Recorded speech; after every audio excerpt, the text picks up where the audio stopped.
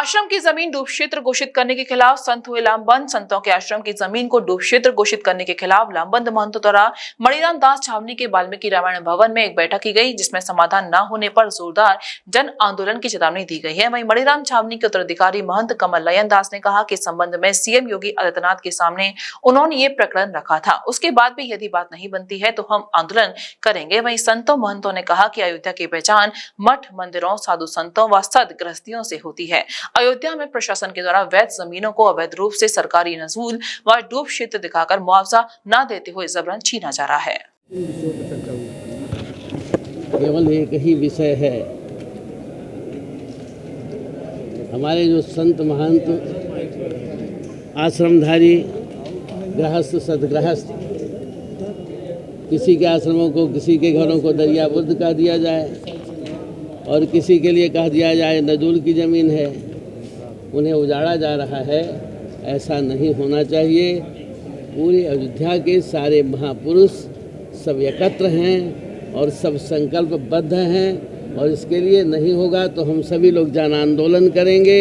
ऐसा नहीं होगा।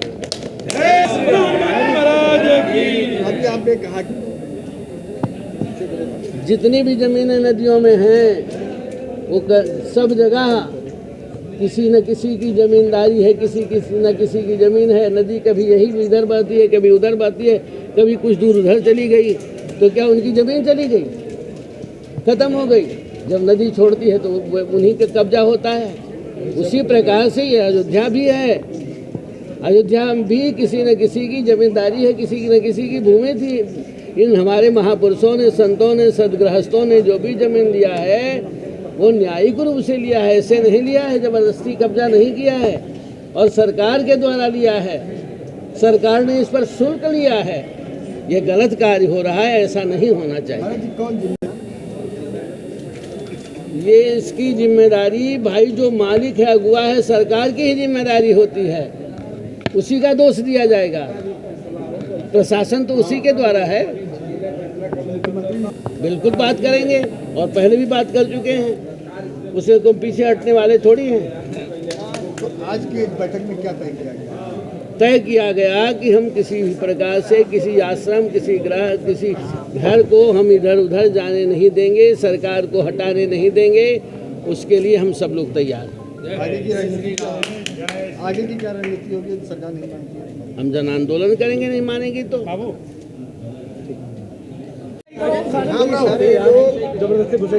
यहाँ पर उपस्थित हुए हैं, बैठक किए हैं कि अयोध्या जी में बहुत से लोगों का मठ मंदिर, शासन के लोग उसको ले रहे हैं। किसी को पूर्ण क्षेत्र घोषित कर दे रहे हैं, किसी को नजूल की भूमि बता दे रहे हैं। इसलिए सरकार को चाहिए कि सरकार ये जो लोग अयोध्या जी में बसे हुए हैं उनको उजारे ना।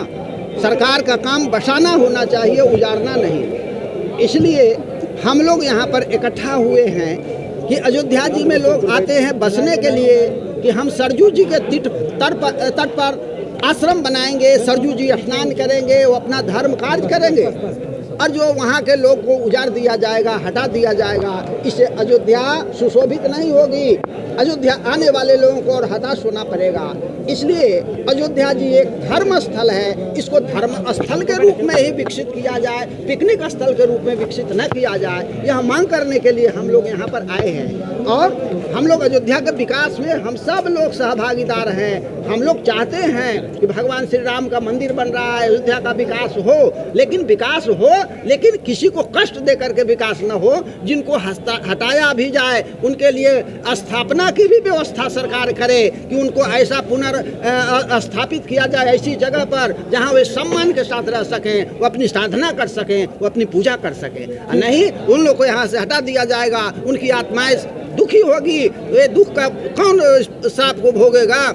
इसलिए सरकार सजग हो जाए और वैसे किसी भी महापुरुष को कष्ट न हो, यही हम सरकार से आग्रह करते हैं। और आप सब लोग हमारी बात को, हम लोगों की बात को सरकार तक पहुंचावें, जिससे सरकार इन लोग जो विस्थापित हो रहे हैं उनकी या तो वहां पर रहने दें या तो उचित जगह पर उचित मुआवजा देकर ऐसी व्यवस्था करें जिससे उन लोगों को कष्ट न हो। सब प्रेम, जय सिया राम। यदि मुख्यमंत्री जी चाहेंगे तो हम लोग मिलेंगे।